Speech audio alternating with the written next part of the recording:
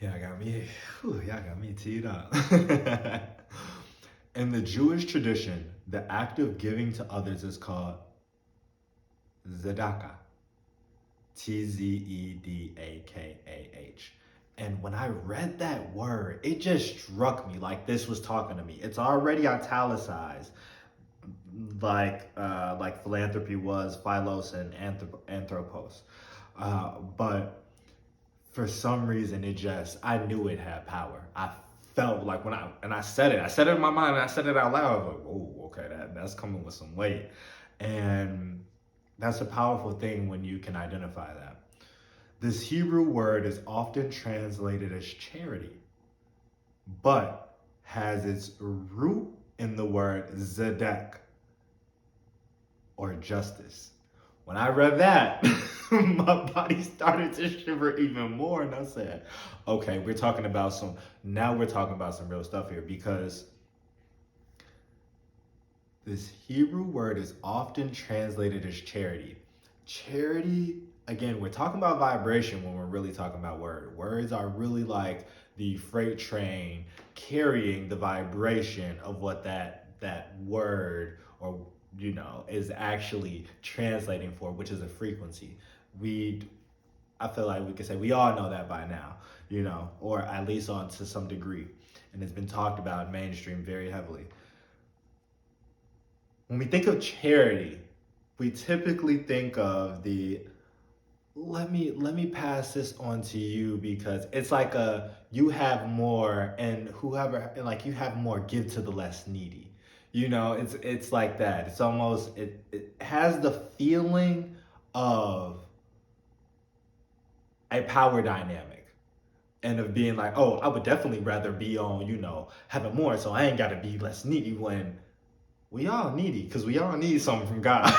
So first and foremost, we need to, that's why I love that example, utilizing that. I feel it does it clear. It's very clear, and it does it justice.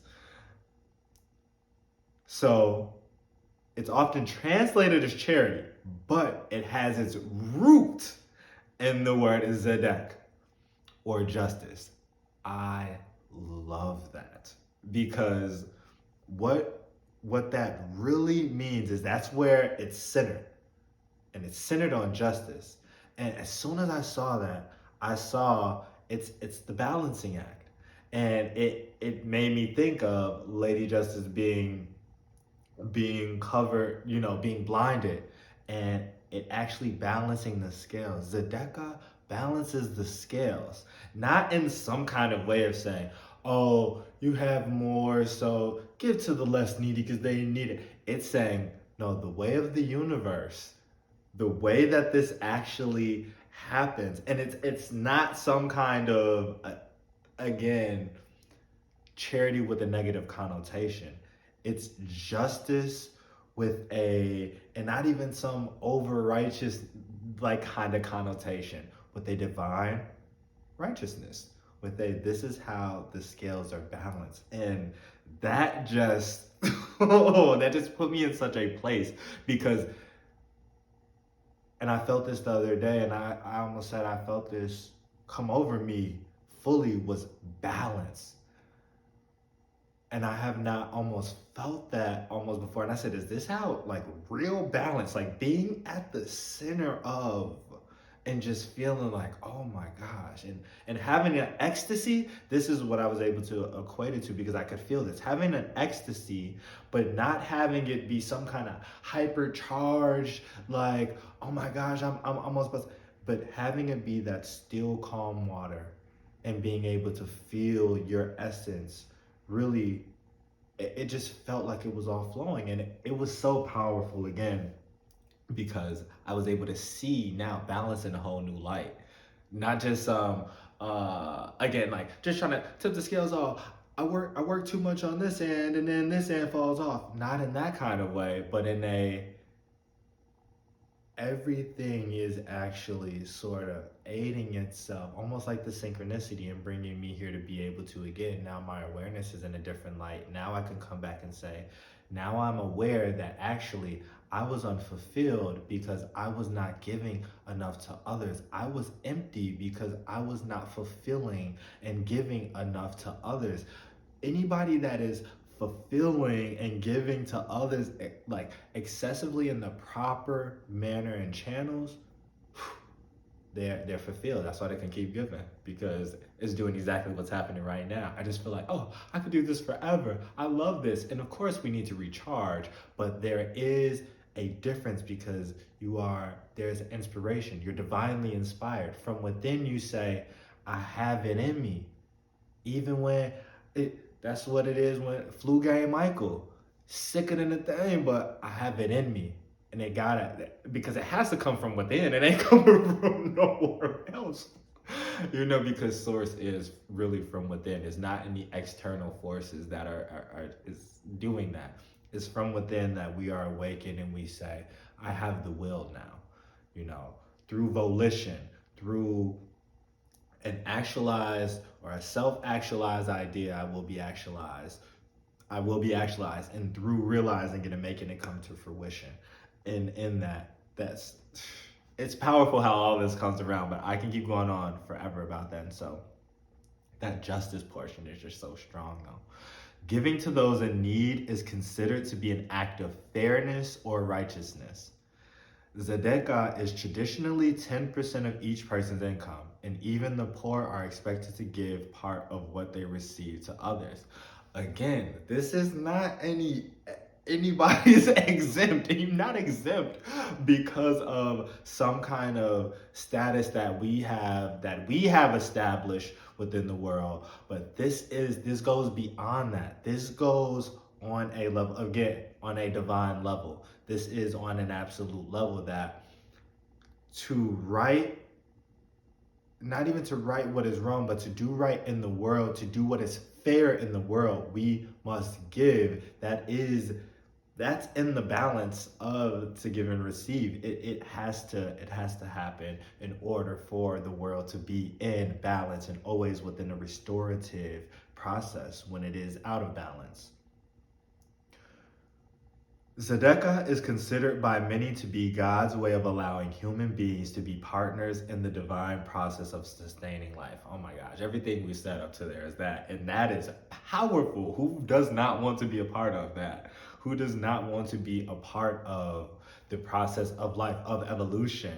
And to do so, we must give our gift. We must give our gift, that which we have the best expertise, knowledge, and the best chance of aiding the universe in evolving through our gift. We must be willing to give that. Another Jewish tradition is that of 𝗕𝗹𝗵𝗨𝗶𝗃𝗵𝗵𝗀. Sorry if I mispronounced that. This term refers to an act of loving kindness in which one offers assistance or time to others. That's just as powerful and seemingly are one and the same. Or I don't want to say one and the same because I'm speaking on a cultural reference that I don't completely know, but I'm going from what we've talked about. They seem very similar, is what I should have stuck to. It is widely believed that donors benefit from tzedakah as much as or more than the recipients do.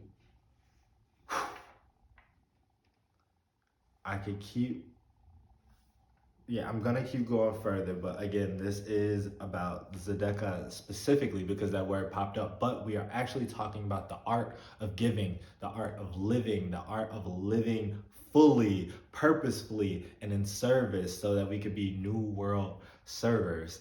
And it is so powerful how we can see that nothing is received without anything being given, and nothing is given without being received. To consciously take part in this is exactly what we're talking about. And so I'm actually going to tie in one more thing, and that's how I know that this is a lesson that I'm going through right now, obviously, for my soul in order to progress upon the next path.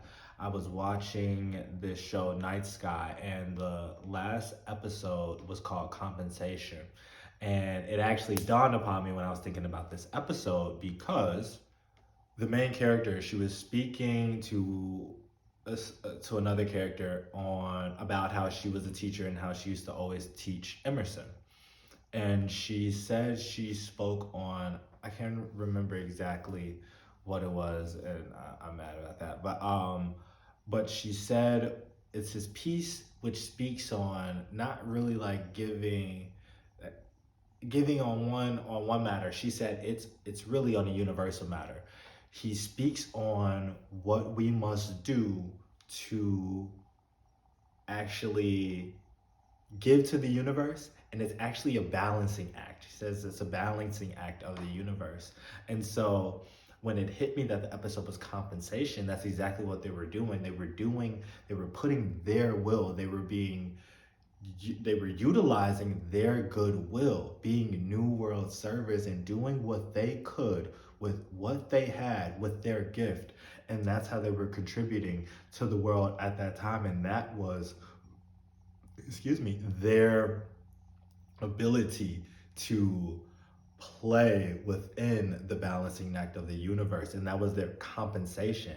And that's why it's just as funny when we think about it, that compensation, or we think about the tzedakah and justice and compensation, it's that giving forth, or it's that, I was gonna say, or we could say it's receiving, and it's both ways. It's the full process. Compensation doesn't happen. Obviously, I'm having my awareness upgraded here as we're talking about it. Compensation doesn't just happen one way. You aren't just compensated from nowhere. You are given that, and therefore there is the give and receive even in compensation, and that's so powerful in the balancing act of the universe. As we're talking about charity, justice, tzedakah, and how powerful it is for a word to represent this specific vibration, which is a vibration. And so I'm gonna finish out on this chapter of service and philanthropy, because it fits so perfectly. In Buddhism, the practice of giving to others is called dana paramita. Dana is a Sanskrit word meaning generosity or giving, while paramita means perfect or perfection. Dana paramita refers to the perfection of giving. How is no other word for this? How perfect is that?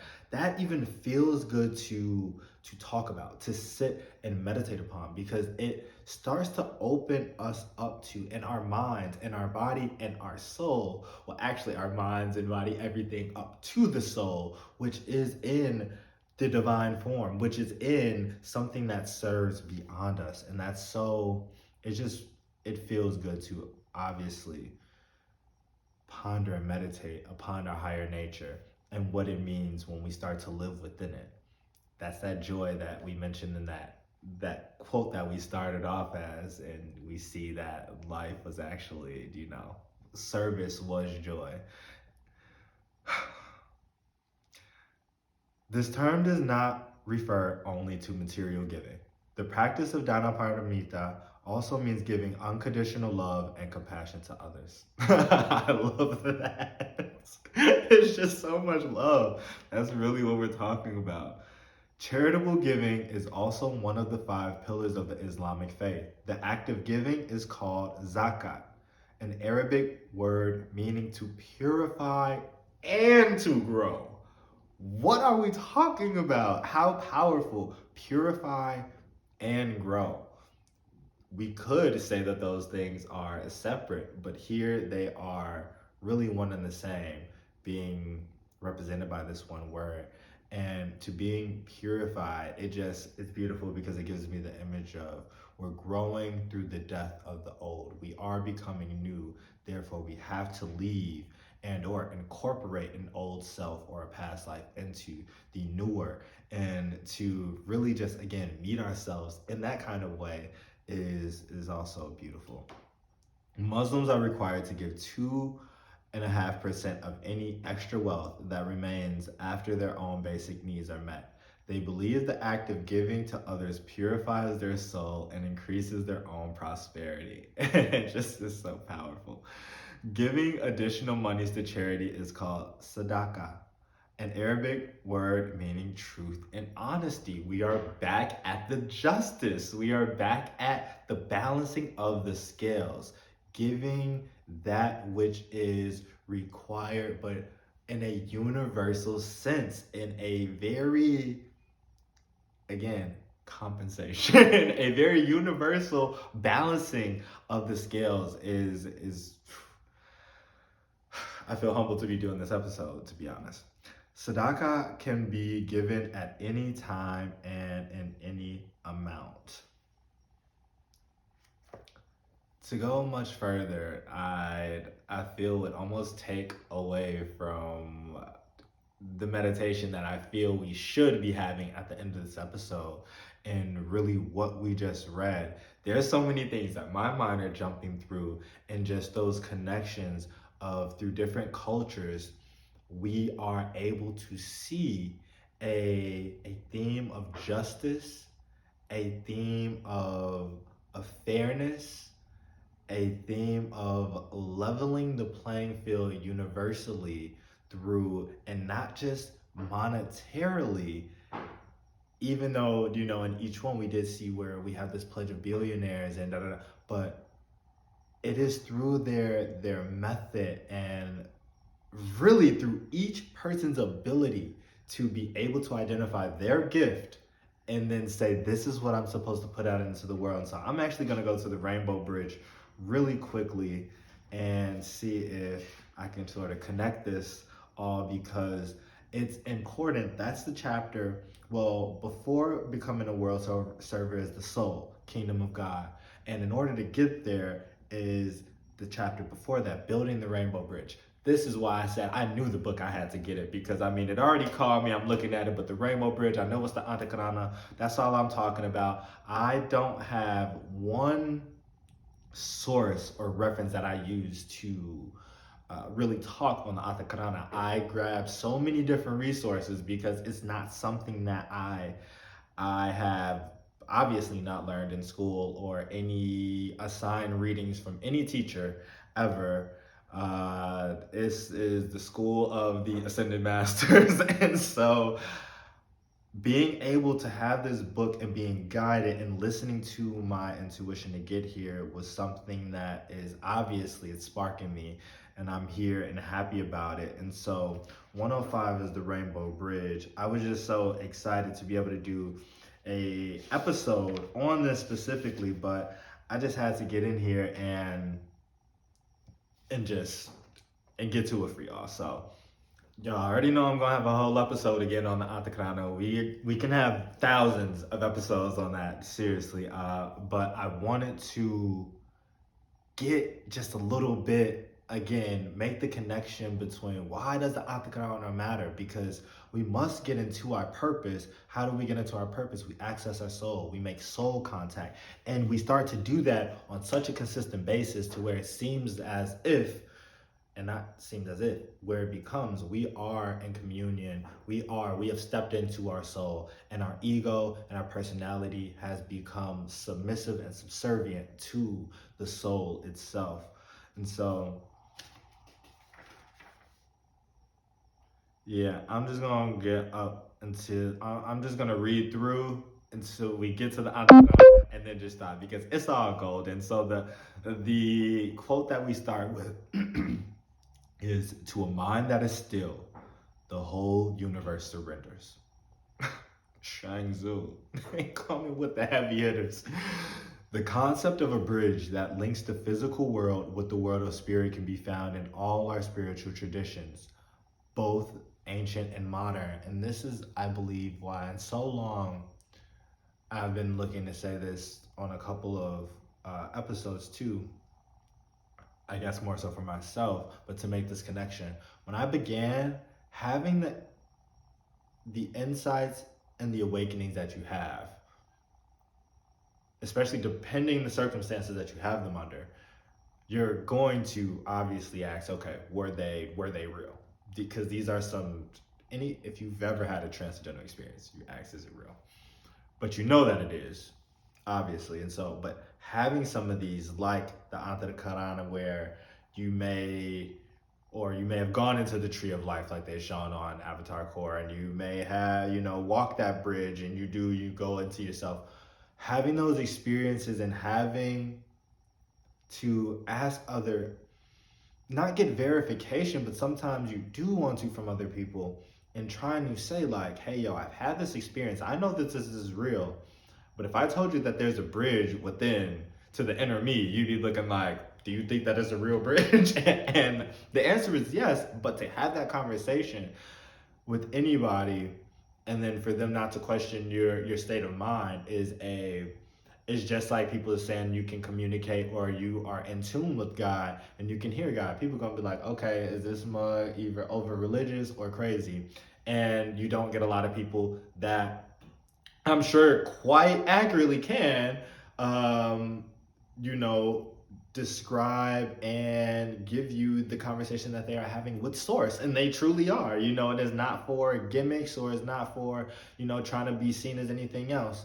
And so it's a powerful thing. And so coming across this, it was like the book smacked me in the head, because I'm like, yes, now I have this reference. Not that, this is going to be like, I have this book and everybody's going to believe me. That's not my thing. That was my thing then, because I was trying to prove that these things were real. That is not my goal now. My goal is to educate in a way that you can actually take action and walk within that, and you can actually do that and utilize. So like, for me, I know it's real now. I've gotten past people being able to go and say, oh, do you really think that's real? Or da da da da da. Now it's if you know what I talk about and you are in tune with that, and you go and you follow the steps, like almost like a science experiment, you are going to see that, oh, okay, yeah, it's really going down this way anytime, and that's how it is. And so that's what the goal is. And I'm so happy to now have a reference handbook, like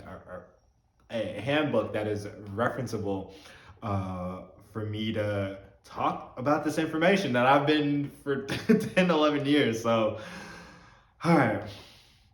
The ancient mystery tradition of Eleusis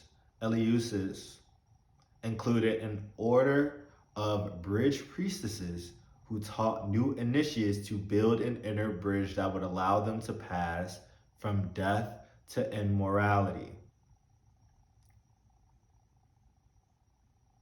I'm saying, why doesn't it say immortality, but immorality? Got to go back into this and check on that. The name of their goddess was the Lady of the Bridge. The Zoroastrians, followers of the great Iranian prophet 𝗲𝗏𝗃 Zarathustra, lived during the 2nd millennium BCE. Their spiritual texts state that there is a path that will be opened.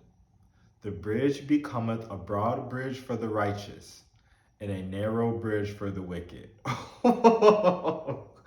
When I read that the first time, I said it's powerful, because if you had any experience with the 𝗕𝗏𝗃𝗃, you can see and you can feel the power of these truths within here. So like when they talked about, these bridge priestesses who taught new initiates of an inner bridge, passing from death to learning their actual true immortal state, it's powerful, because you feel as if you come from a lineage of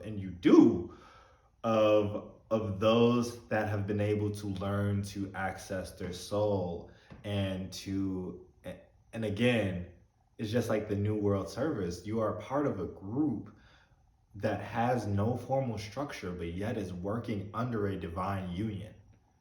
And what is more powerful than that? That walks and operates under the call. And that is strong. That is strong. And so, or the second one, the path will be open. And then even reading that and ever coming into contact with consciously the 𝗕𝗏𝗃𝗃 or the Rainbow Bridge, you'll go, oh my gosh. Even if you don't remember in that, or that you've never had a conscious experience of you walking the 𝗕𝗏𝗃𝗃 or you building it, and you saw like Avatar Korra, and you just saw, and you was like, wait, ain't that the bridge that Aang or Korra walked to themselves? And then when she popped out of the spirit, the tree of life, and became 60 feet and embodied her spirit, all these things are just triggers for a reminder for us to remember the actual, the what it is, the if you know, you know, if you know, you know, remembering source, remembering that communion, and remembering our union with the word. And reading these, that's why it's so powerful. You go, yeah, because man, for the righteous, you like, yeah, that path, you just like, wow, now you're able to explore within it. And you like, you doing some wicked deeds, it is razor thin. You feel like your soul is just being cut up. You feel like you may not even know that it is the bridge on which you are being cut up, or because you are unaware of what really is and of the will of the soul.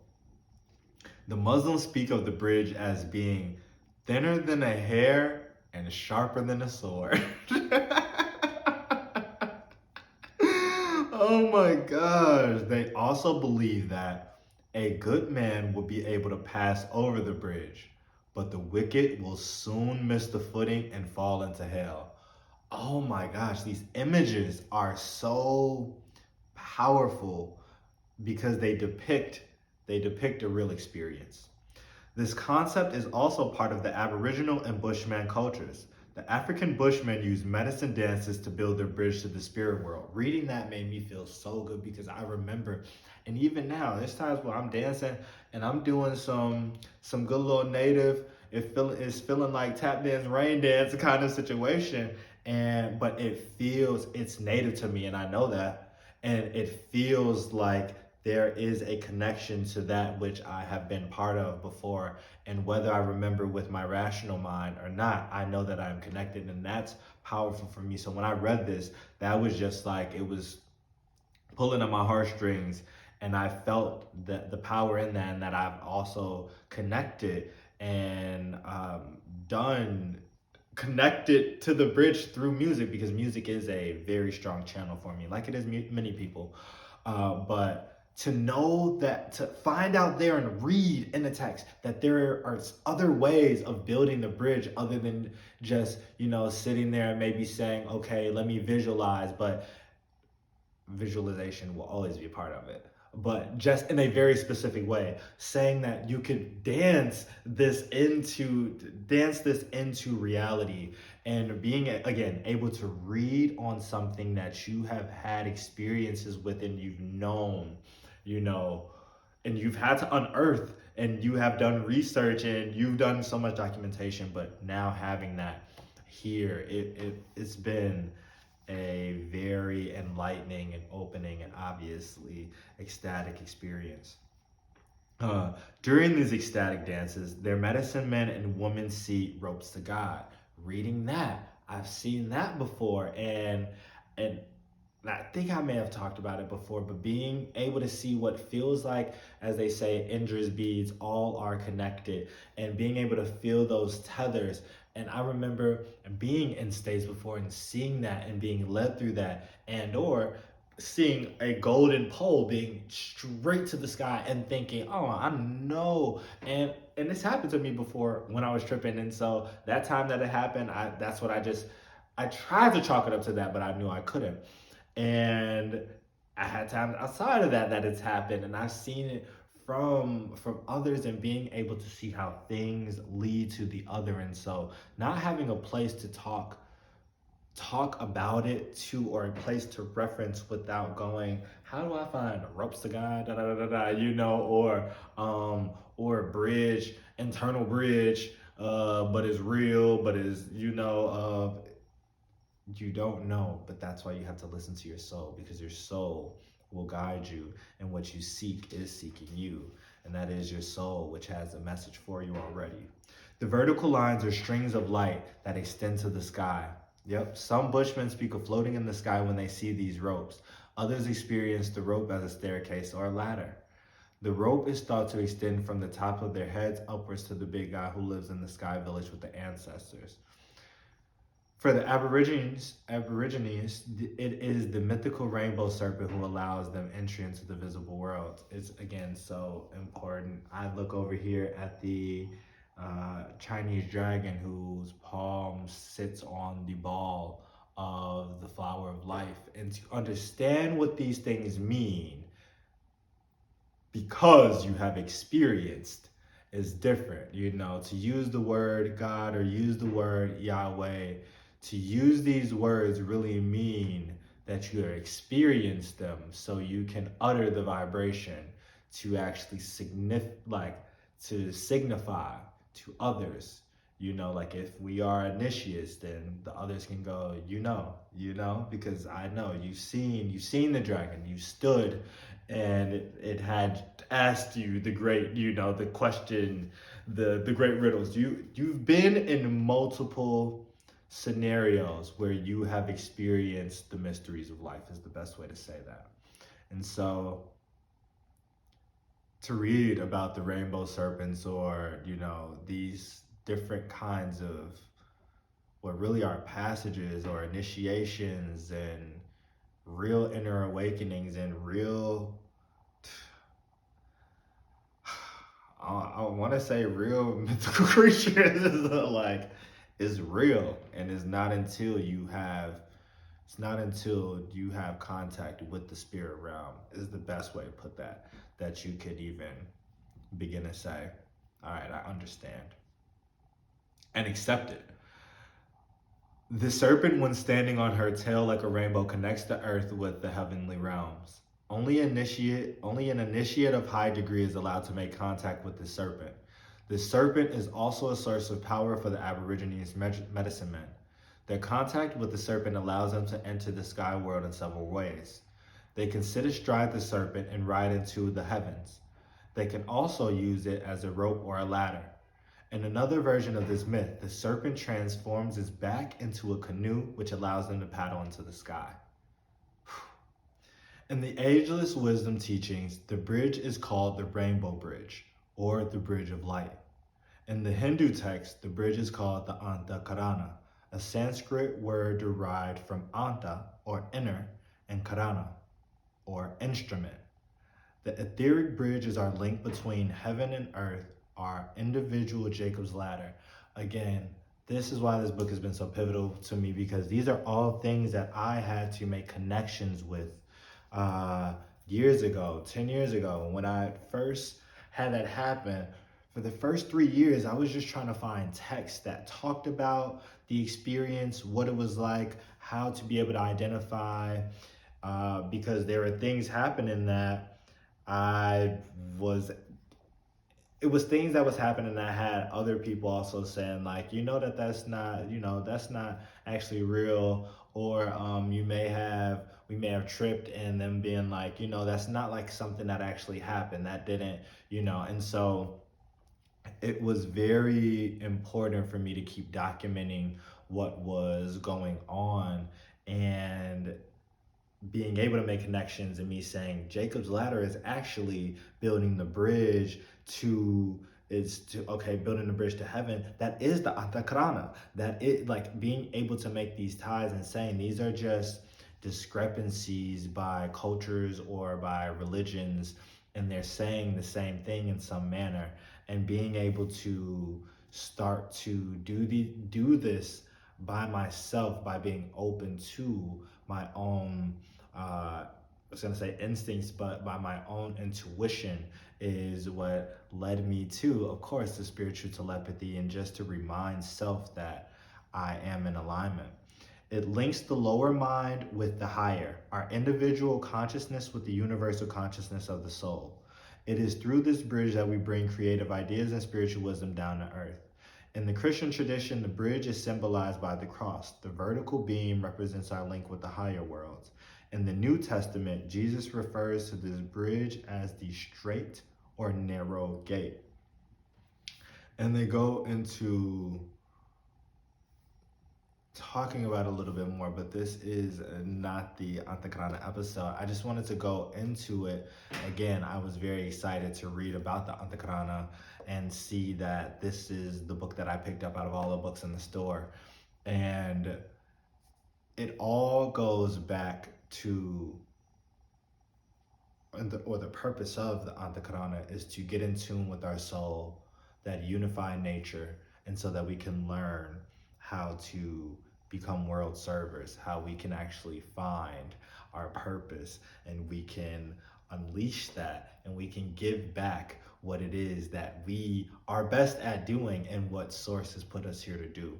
And so today has been focused on tzedakah and really the art of giving, meaning purposeful living, really, and doing what Source has sent us here for. And so I hope you guys really enjoyed this episode. I obviously enjoyed doing it for you. Until next time, health is wealth.